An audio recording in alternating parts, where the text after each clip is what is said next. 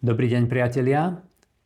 Pred pár týždňami sme vás pozvali sledovať taký pokus s novým tvarom drážok v kobylke a v pražci. Poprvý raz sme sa rozhodli spraviť drážky v tvare V namiesto okrúhlych drážok v tvare U. Husliar Slavo Šurina nám prerobil pražec a kobylku a ja som slúbil to za týchto nových podmienok, teda ten nástroj osadiť novými strunami a niekoľko týždňov to testovať. Ten výsledok bohužiaľ nie je taký jednoznačný, ako som si predstavoval. Ja som totiž sa snažil to spraviť pre ten nový spôsob, ktorý sme išli vyskúšať, čo najťažšie, aby som naozaj teda neodporúčal niečo, čo nebolo riadne vyskúšané. Ja som chcel, aby to bolo naozaj jednoznačné, že môžem takéto drážky odporúčať. A stalo sa to, že ja som teda naschvál ich nelubrikoval grafitom, tie drážky, dali sme tam novú sadu strún, a veľmi intenzívne som ich ladil niekoľkokrát denne, aj vtedy, keď už nebolo treba ten nástroj ladiť, tak som stále pohyboval tým kolíkom niekoľkokrát denne. A G a D struna nemala žiaden problém. A struna sa začala počase začalo na nej posúvať to vrchné vynutie. Potom sme založili novú sadu strún a predtým som tie drážky namazal ceruzkou, ako sa aj obyčajne odporúča. Táto nová sada strún je tam doteraz. Tiež som ju pomerne intenzívne ladil a nemá žiaden problém. Teda stále som si neistý, že by to mala byť nová metóda, ktorú by sme mali odporúčať, aby teda husliari robili takto na celom svete. A Slavo Šurina mal pravdu v tom, keď hovoril, že ono by to chcelo taký vedeckejší prístup, ktoré my vieme. Keď som bol raz u toho najväčšieho výrobcu nábytku švédskeho, tam mali takú sklenenú búdku, v nej bola stolička, tam bol taký pneumatický válec, piest, ktorý simuloval hmotnosť, prítlak nejakých 90 kg niekoľkokrát za minútu. Bolo tam počítadlo a bol tam nápis: túto stoličku sme pre vás testovali 60 000 krát, aby sme si boli istí, že vám vydrží celý život. Čiže my by sme mali správne vyrobiť zariadenie, ktoré by úplne kontrolovaným spôsobom napínalo tú strunu na presné napätie niekoľkokrát za minútu a museli by sme spraviť aspoň 5 nástrojov s drážkami U, ďalších 5 nástrojov s drážkami V, nechať to takto testovať a potom vyhodnotiť výsledok. To by nás stalo nejaké peniaze, čas, nejaké úsilie. Nie je to naša úplne prioritná téma, preto sme sa zatiaľ k tomu nejako nepribrali. Ale musím povedať, že ten test vôbec nedopadol zle na to, ako tá myšlienka vyzerá byť absurdná. Mnohí husliari hovoria, že to vôbec nemôže fungovať.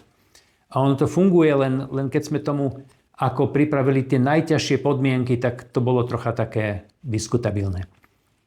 Ale prečo sme vôbec také niečo začali skúšať? Ľudia, ktorí majú problémy teda s trvanlivosťou a spoľahlivosťou strún, väčšinou tie struny zničia zbytočne a často ich zničia ešte predtým, ako si na nich dokážu zahrať. Často behom prvých pár minút dokážu znehodnotiť strunu, niekedy jej roztrhnúť. A na vine veľmi často bývajú drážky, ktoré nie sú vhodné na daný typ struny. Problémom je, že tá hrúbka tých strún nie je unifikovaná, ani nemôže byť, pretože sú robené z rôznych materiálov, ktoré majú rôznu mernú hmotnosť. A preto tie rozdiely v hrúbkach strún sú niekedy aj 20% najviac. Kovové struny sú väčšinou tenšie, syntetické sú hrubšie. Napríklad huslové D-čky poznáme hliníkové, strieborné, tam je veľký rozdiel práve v tej hmotnosti, čiže aj v priemere. A často sa dokonca u huslových sád stáva, že A struna je dokonca o nejakú 100 milimetra hrubšia ako D struna, čo teda potom sú zákazníci troška aj zmetení, nie sú si istí, či to výrobca dobre zabalil do tých obalov, ako to má byť.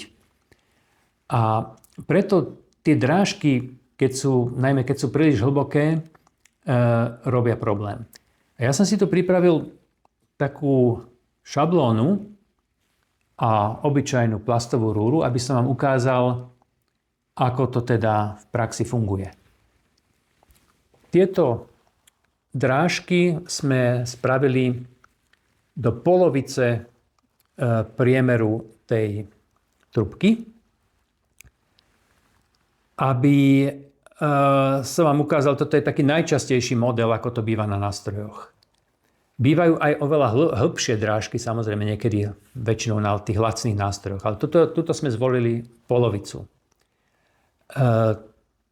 Táto drážka má priemer 50 mm zhodný s priemerom tejto trubky. Trubka sa tam môže pohybovať, nie je žiaden problém. Táto vedľajšia drážka má polomer iba o 1 mm menší, to znamená namiesto 25 24 mm, alebo priemer namiesto 50 je tam 48, čo je 4% rozdiel iba. A ako to funguje, keď sa snažíme teda vtesnať tú rúru do tejto drážky, vám teraz ukážem. Takže máme tu dve drážky, z ktorých jedna perfektne sedí tvarovo a rozmerovo s rozmerom tej trubky a druhá je len o 4% užšia. Keď sa snažím ju tam vtlačiť, dopadne to takto. No, ako dať teda nejaké odporúčanie na vyhotovenie drážok, ktoré by mohli fungovať viac menej univerzálne? Niekto by mohol povedať, že tak spravíme tú drážku rovno o polovicu širšiu, zmestí sa tam každá struna. Také niečo, to už je úplná katastrofa. A čo to má za následok? O tom som hovoril nedávno v našom inom videu, ktoré má názov Timbre struny a ich spôsob predaja. Teda jediné, čo môžeme spraviť a čo by každý husliar mal spraviť, robiť tú drážku čo najplytšiu, pretože táto drážka má tiež polomer 24 mm. Presne ako tá, do ktorej sa tá trubka nezmestila. A napriek tomu po nej dokáže tá struna alebo tá trubka v tomto prípade klzať celkom úspešne, celkom dobre. Samozrejme dokáže aj tu. A tu potom bez ohľadu na to, aký priemer tej struny máme, tak tá drážka je naozaj že plne univerzálna. Ale keby sme aj nechceli prejsť na tieto drážky v tvare V, tak jedinou správnou odpoveďou na tento problém je robiť tie drážky plytšie. Toto je drážka, ktorá siaha do štvrtiny. Jej výška je štvrtina priemeru. Tieto drážky sú 50% priemeru. Sú to úplne bežné drážky, ktoré nájdete na mnohých nástrojoch a na tých najlacnejších školských nástrojov často tie drážky sú ešte hlbšie ako polovica. A čo sa týka kobylky, tam naozaj stačia drobné zárezy pokojne v tvare V, pretože to javorové drevo je podstatne mäkšie ako ebonitové. Tam, keď sa následne pozriete na tú strunu, na tú drážku pod mikroskopom, tak či tak si tá struna vyformuje svoj tvar v tom dreve podľa svojej hrúbky. Vtlačí sa tam ako pečiatka. Tomu sa nedá zabrániť.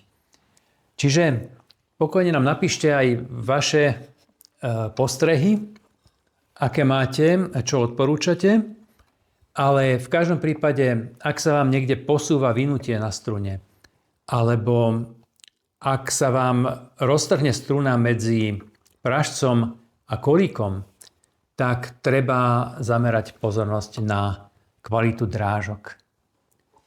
Ďakujem za pozornosť, majte sa fajn.